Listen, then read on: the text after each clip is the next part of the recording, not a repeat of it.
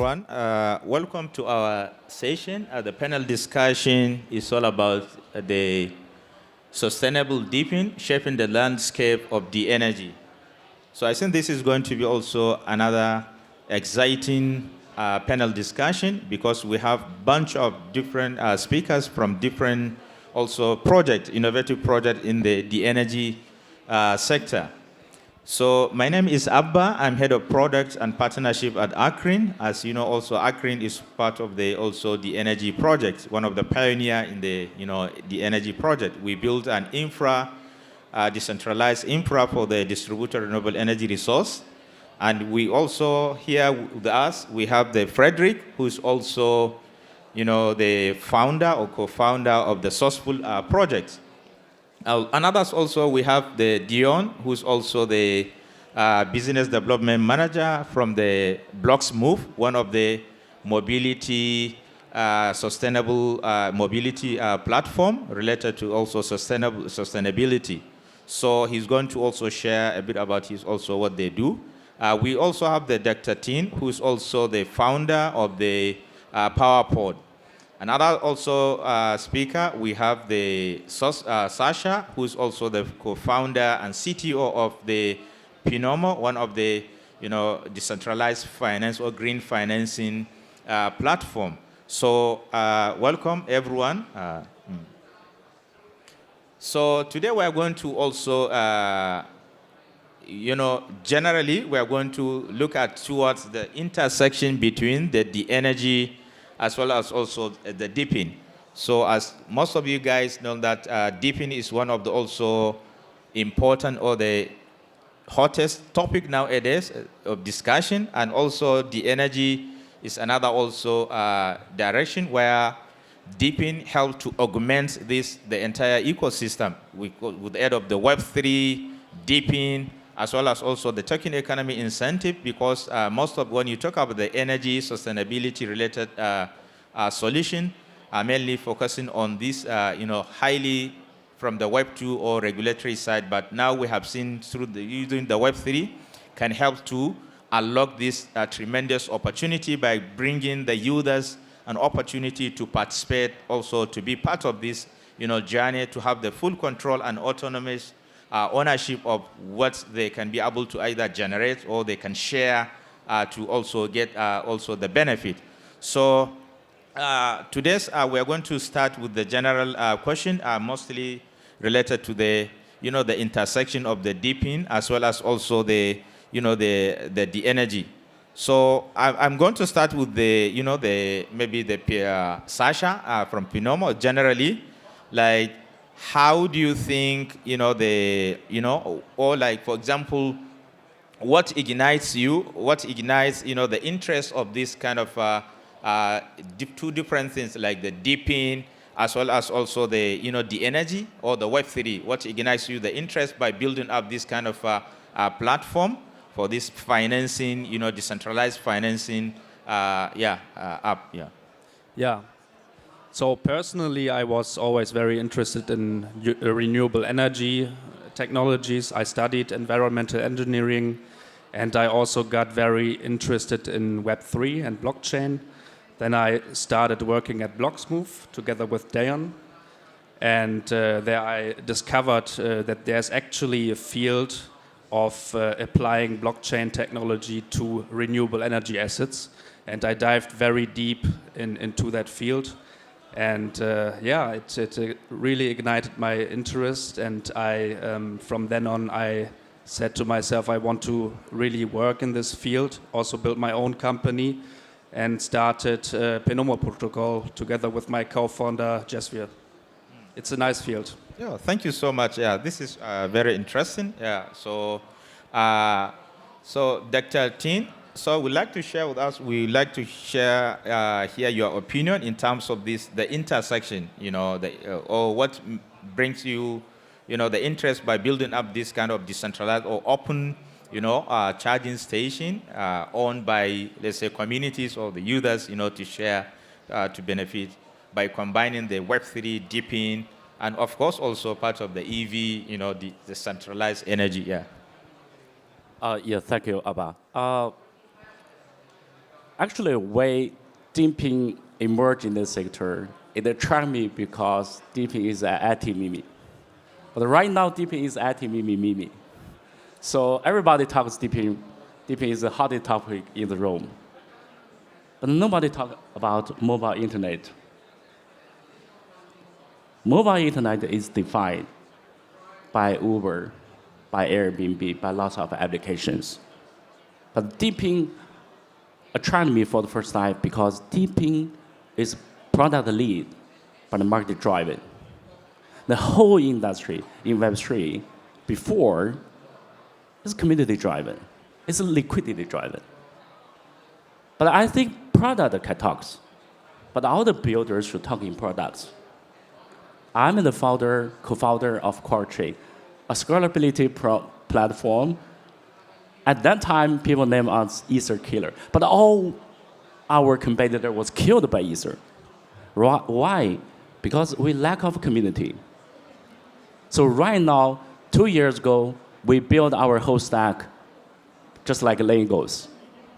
Yeah, we use actually particle network, use IoTex, Solana, everything.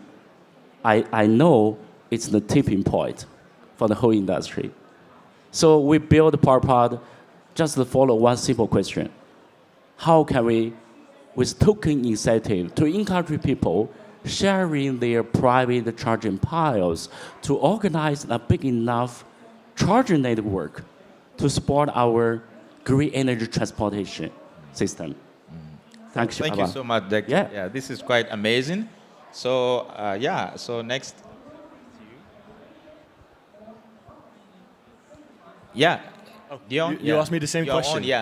Your opinion related to what ignites you, the interest between the Web3, DePIN, and DeEnergy from the Blocksmove perspective. Yeah. Okay.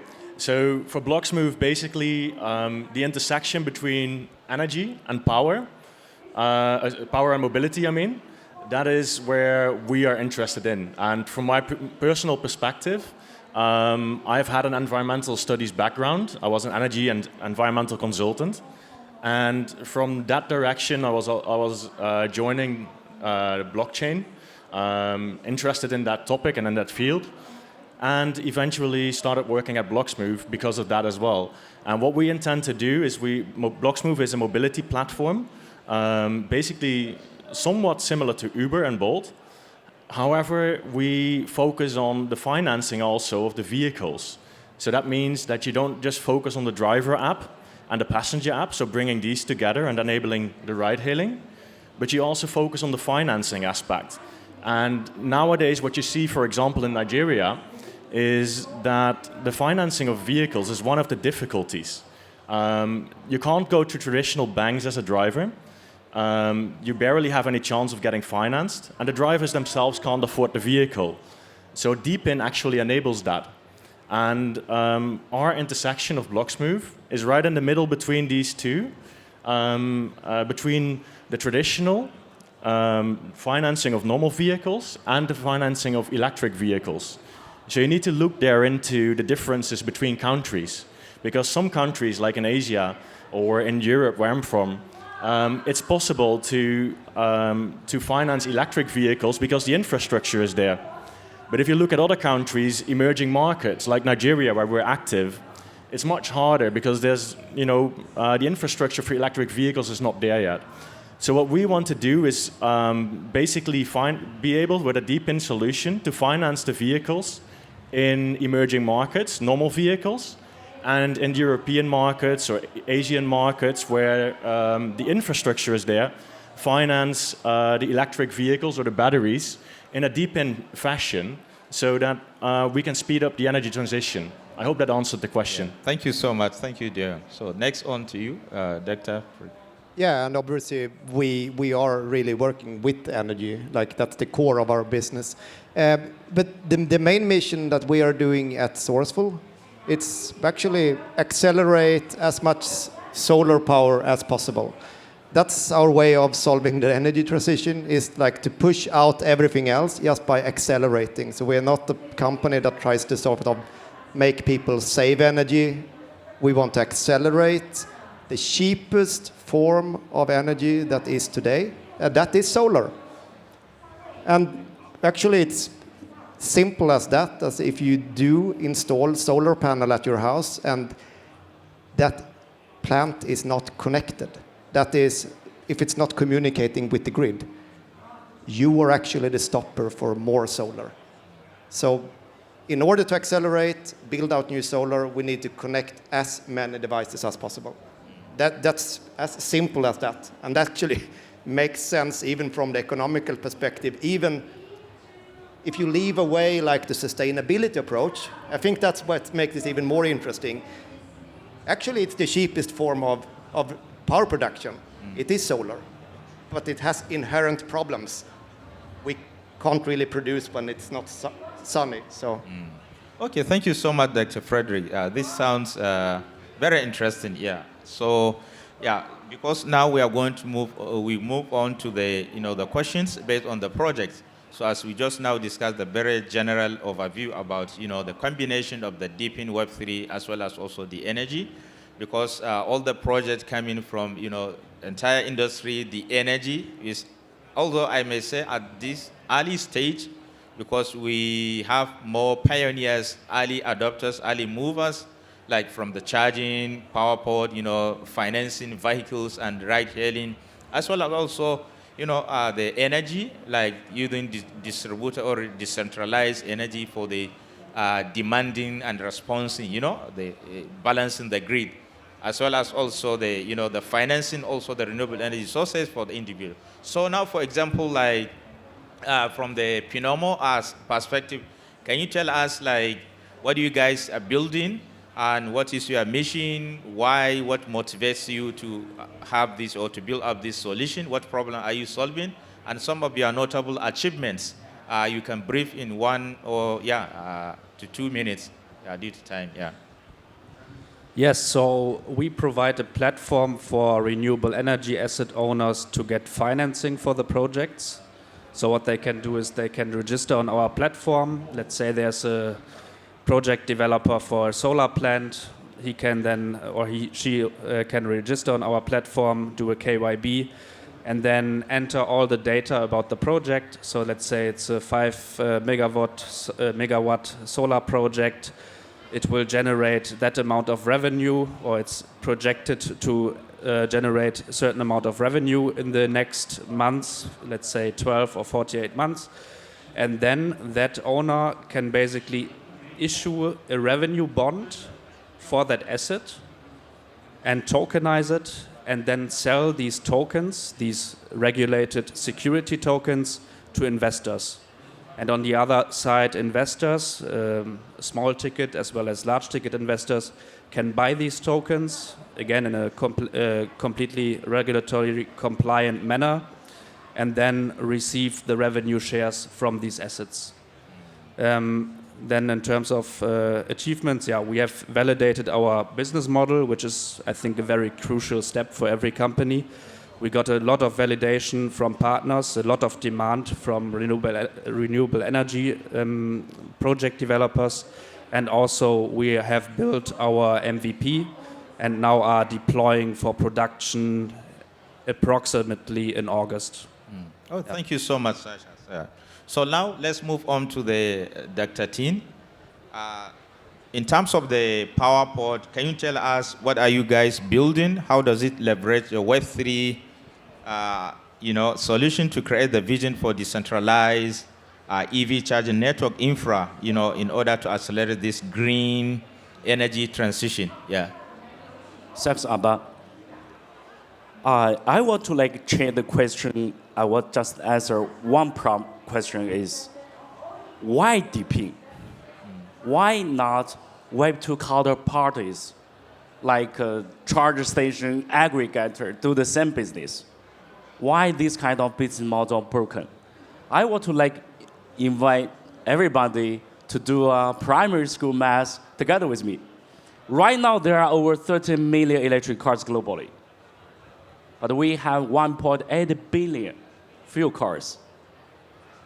So if the vehicle to charge ratio is 10 to 1, so how can we add another 100 million electric car globally, which means we need at least 10 million chargers globally, which means 10 million parking space. If single parking space is 5 square meters at least, then the price paid for the real estate is $100 billion. Think about it.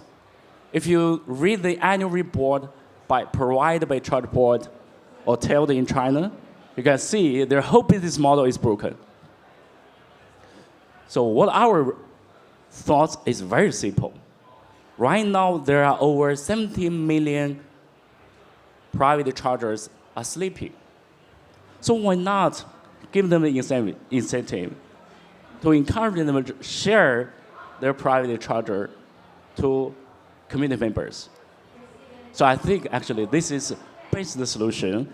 We can answer the question from demand side, which is quite different from helium, from supply side.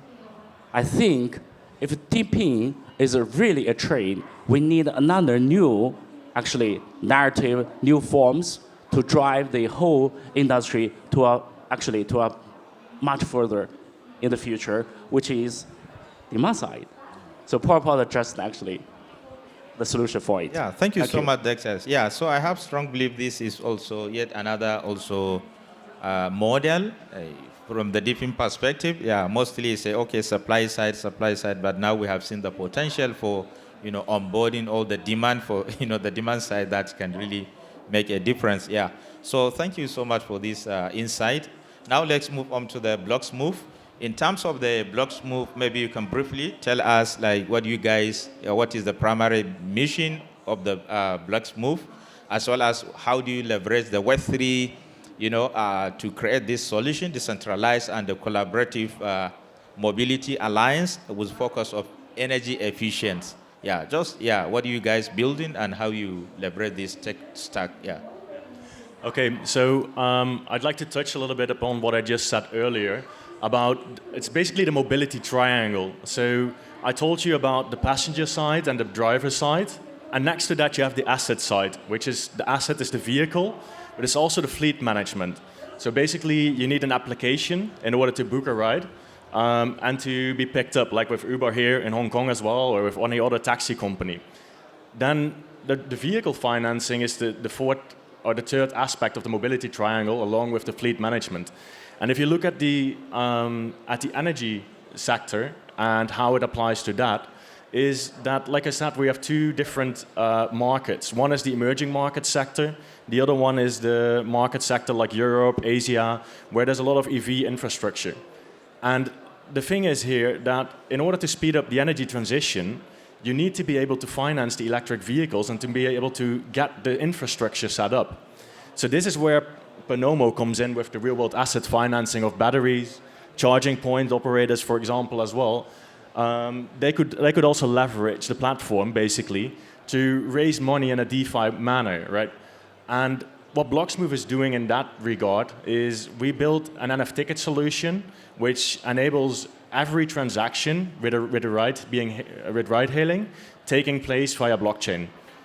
It's secure, it's efficient, it enables reselling of tickets, and it also enables fractional ownership of revenue like Panomo is doing. So that's also a touch point there.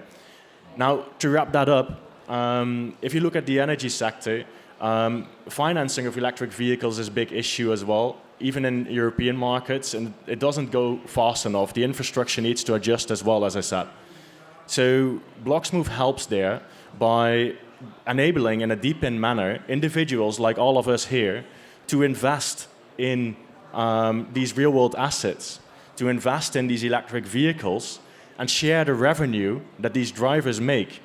So blockchain enables that. Blockchain enables the sharing of this revenue in a DePIN manner where you can be a co-owner of a part of a vehicle that is being used for ride-hailing, and instead of Uber taking the commission fees, you take part of that commission fee from the driver. So the driver basically is not closed in by one big aggregator, but then in an open platform where individuals help grow the energy transition, help finance these electric vehicles, and get a part of the revenue as well.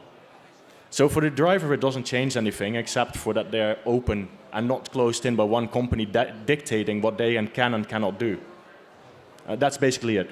Oh, thank you so much, Dion. This is very interesting. Yeah. So now let's move on to the Frederick. So in terms of the Sourceful, like what are you guys building, and how does Sourceful approach to utilize the decentralized, distributed, and renewable energy resource to address the critical challenge related to integrating, the energy resources to the grid, which we are basically on.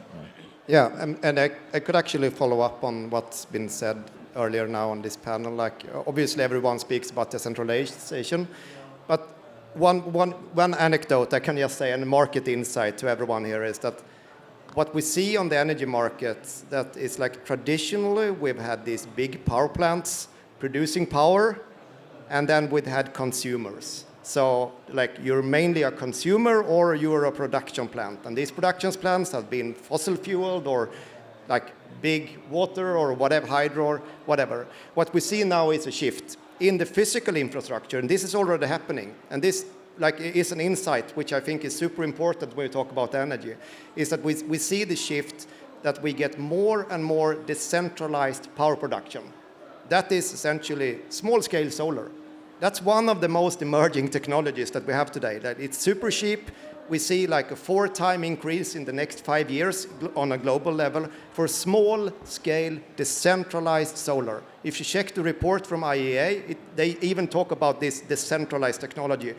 But there is no solution. The solution is here. It's DePIN. Like if we do have the power productions decentralized, and you talked about this earlier, should we have yet another big Amazon or Google that is controlling all the power connections all over the world? No, probably not, because this is a global problem. This is not a national problem, it's a global problem. So I think the only approach here, it makes perfect sense. And what we are sitting here and talking about is probably what is going to be the future in like 10 years. It will be so natural for everyone. And like the market insight here is that everything needs to be connected and everything needs to be flexible. And if we want to push as much as power and trust and like into the edges of the nodes, the blockchain approach is, I would say, the only approach. And the very, very short answer on what we're doing, yeah, we are connecting them. We have hardware for that, a gateway. But the core problem is something else, I was saying. Thank you so much. Thank you, Doctor. So now let's move on to also from the Pinomo perspectives. The next question is related to how does Pinomo leverage the advantages of blockchain technologies, Web3, as well as DePIN to facilitate the tokenization of solar battery assets, to boost a carbon neutral applications. So you are basically, you can share how. Yes. So we use blockchain technology and smart contracts to issue these security tokens that I was talking about that can then be traded either on a primary issuance or then on secondary markets.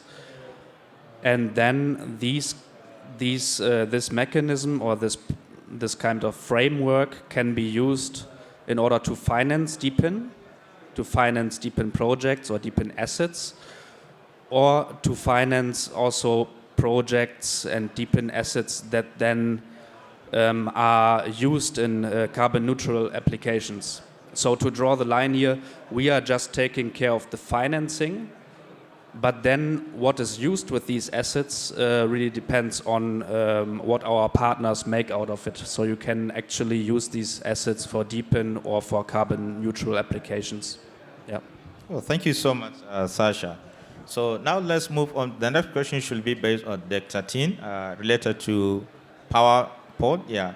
So can you elaborate the PowerPod's broader vision beyond open source charging stations, particularly the goals to build a global energy storage network integrated with vehicle to grid interactive network? Yeah. I will just comment, Frederick, and follow the question.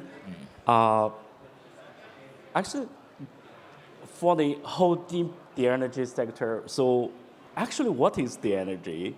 It's another meme or buzzword our guys created. I don't think so. Because right now, actually, in the whole DP sector, AI is dominant, admit it or not, right? But actually, AI is follow scaling law, which means big company always had a scale advantages. But the energy sector is not actually the same philosophy because energy infra need to be built from scratch. It is exactly what should do in DePIN way, in DePIN fashion, right?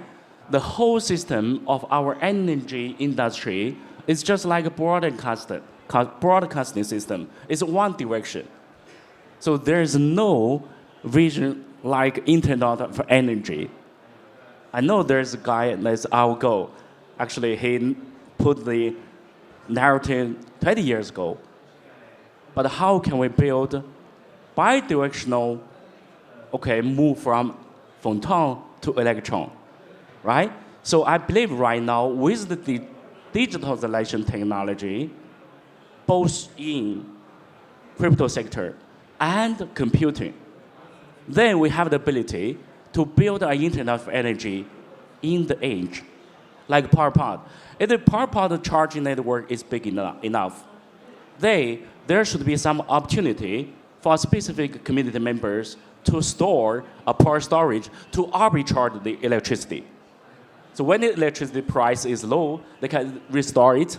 When it's high, they can resell it.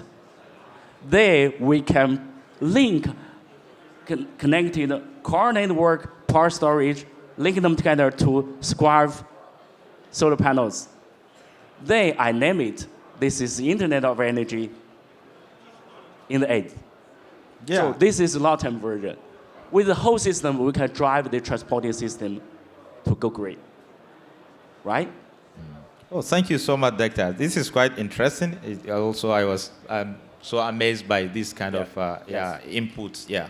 So it's perfect combination of the solar battery financing, the charging, open source or decentralized charging, ports, as well as also mobility. Now we have the demand and respond or feeding the energy at the grid, to the when the energy is demanding, when I'm going to use the energy or something. Yeah. So it's really, like kind of you just mentioned, Internet of Energy. So now let's move on to the, blocks move. You can share with us, you emphasize on maybe green mobility, So, within this incentivization model, you bring this, how does blocks move assign higher utility to environmentally friendly modes of transportation? Because, Yeah, good question. So I've already talked a little bit about the mobility triangle, but that is by now a little bit outdated even. So what you need to add to it, if you work with electric vehicles, you need to add the charging point operators. You need to add the DSO, which is the distribution system operator of energy. Even the TSO, which is the transmission system operator. You need to add all the infrastructure that comes with electric vehicles. And that is a whole lot of extra work besides just connecting driver, passenger, and asset. So what we are doing to bring it to the energy sector there, we actually did a pilot project together with Elia Group. They're an energy DSO, so distribution system operator. They work in Belgium and in Germany. We worked with Lichtblick, a German charging point operator. And we worked with Energy Web on creating renewable energy certificates that can be accounted for anywhere. So what we did is we made roaming possible with electricity, renewable electricity. What that means is that normally with your phone provider, right, if you go to another country, like I'm from the Netherlands, I'm now here in Hong Kong, and roaming is being able to take your provider elsewhere. What you can do with what we built together with these partners I just mentioned is that you can roam your own electricity. Say you have solar panels on your roof, you can bring that electricity to the charging point wherever in the country or in the world you are, and deduct that energy that you use to charge your vehicle from the balance of the electricity generated by the solar panels at your house. So it enables roaming solutions. You can bring your own provider, basically. And that is one of the solutions in the energy sector and in the mobility sector that we offer. So this is a successful pilot that's being continued as we speak. And basically it all comes down to accounting, and blockchain is perfect for accounting. Oh, thank you so much, Dion. Yeah, I think this brings to the next question. Maybe pass to the Dr. Yeah. So, like you mentioned, so how does or in what ways are Sourceful empower individual, to participate in this kind of energy or decentralized or energy resource management, from this to the energy transition or the grid. Yeah. In some way, it's very simple. I mean, that's what we are essentially doing is that we open up a new market. So if you do have solar panels today, and if you live in Europe, that's at the moment our main market, if someone is wondering. But we are opening up a new market. So you can't participate in this market as it is. So yeah, you get rewards. At the moment, you get a token, but there is a demand side. That's the interesting part here. There is a demand side. It's a vast demand side. If you're talking about a multi-billion-dollar market just for the demand and response market, and the same markets are super interesting for all other companies that are working within the energy sector. If you're working with EVs, if you're working with chargers, if you're working with even financing perhaps, because, I mean, if you're going to finance a site, it depends on if you have a battery or not. If you have a battery, the ROI on that site can be significant, much better, because you can participate in other markets. So what we are doing with our technology is unlocking this market. So it's quite simple. Like from the user perspective, you have solar, buy a gateway, you get more money. And also, more people are going to be able to install solar. So it's essentially accelerating solar. That's the mission. Thank you so much, Doctor. So, the next question is be more on generally, you spark your opinion related to what you do, the projects, So we talk about DePIN, we talk about the Web3, we talk about all this tech stack, buzzword, the blockchain.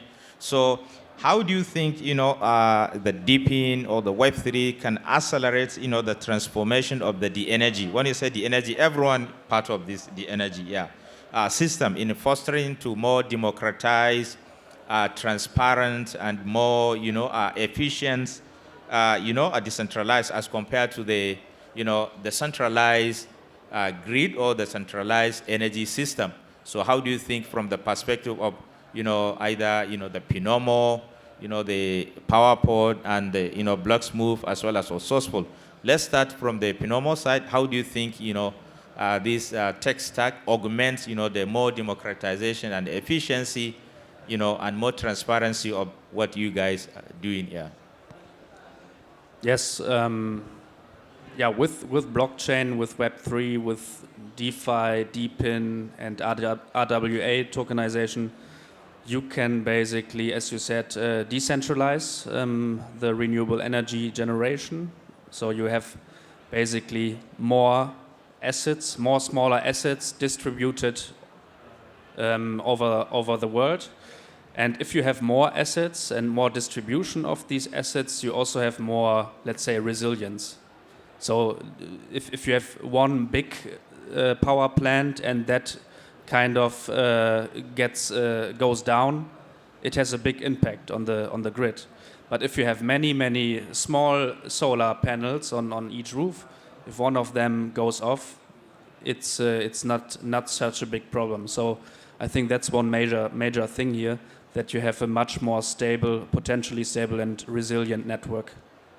Oh, thank you so much, Sasha. Yeah, so this also is very important thing, like why the DePIN, the Web3, bringing or unlocking the opportunities for even the masses, to participate, either, either in financing or to benefit from, the financing, the energy resource like the solar, the battery, to get the benefit out of it. Yeah, unlike, more centric or the one system or one, can finance, but this bringing the communities, to participate, and also the other from the demand side, and as well as also who can supply, because it's individual, the chunks of different, resources aggregating through this, kind of technology stack. Just mentioned blockchain, and either the smart contract, can help to realize the potential of each and every, individuals. Yeah. So yeah, from the perspective of the charging, power pod. So how can you share with us, your opinion related to why all this, this technology stack?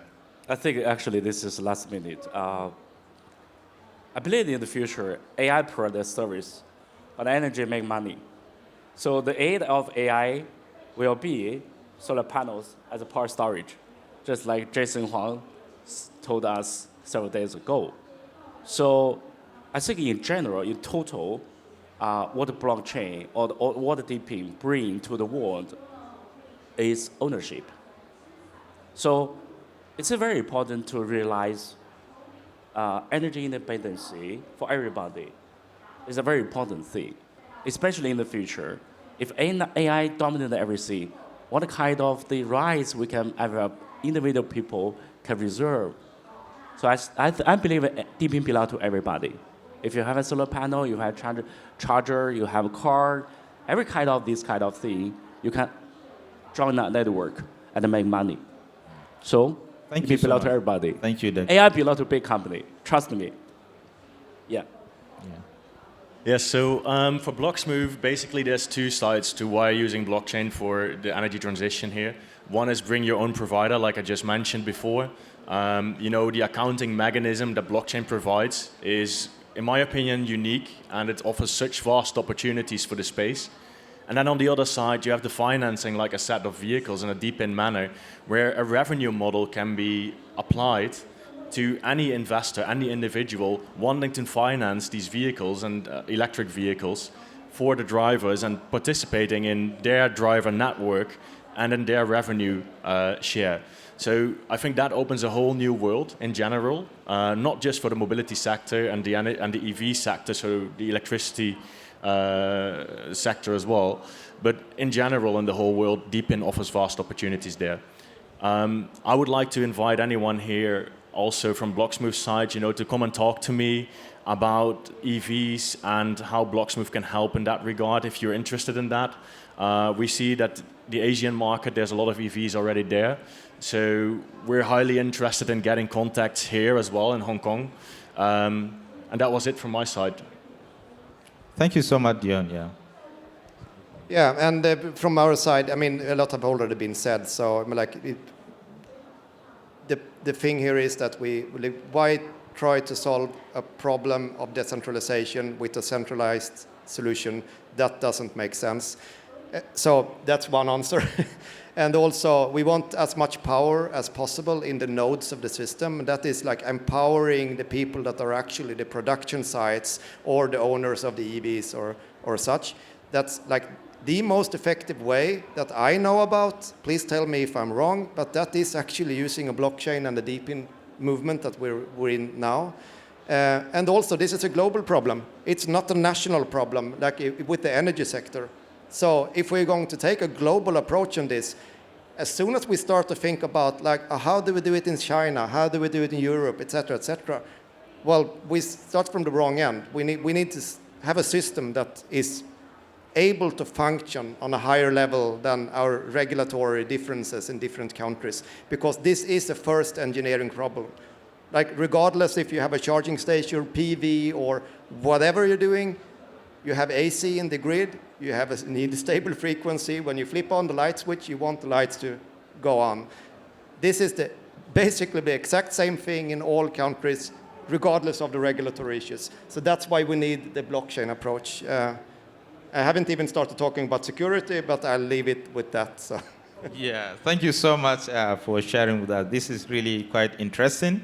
Due to time, I see I see the time is against us. Yeah. So I hope you really guys enjoy this session. If you like to have a question, if you like to know more about this different project from the Pinomo, the PowerPod, as well as Blocksmove, or Sourcepool, even as well also Acrin. So you are free to come off on offline so that we can have interactive chat. Thank you so much, you guys. Thank you so much. Let's give round of applause for our guest speakers. Yeah.